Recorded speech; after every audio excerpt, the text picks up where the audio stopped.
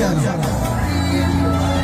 अब ये उनको अंदाजा हो गया होगा, इधर से सारे लोग अपने मोबाइल का प्रयोग सबके सब। और बताओ ये भागलपुर है और ये घर की बड़ी खुशबू है और एक बिहार का बेटा है जिसका नाम खेसरिया है ना दादा।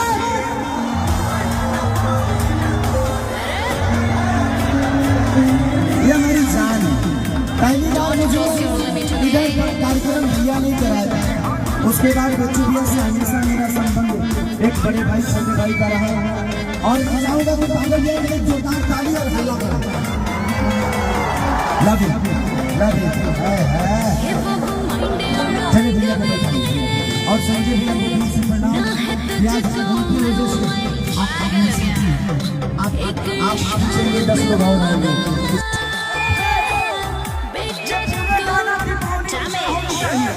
सब लोग एक-एक करके मोबाइल का प्रेस करो।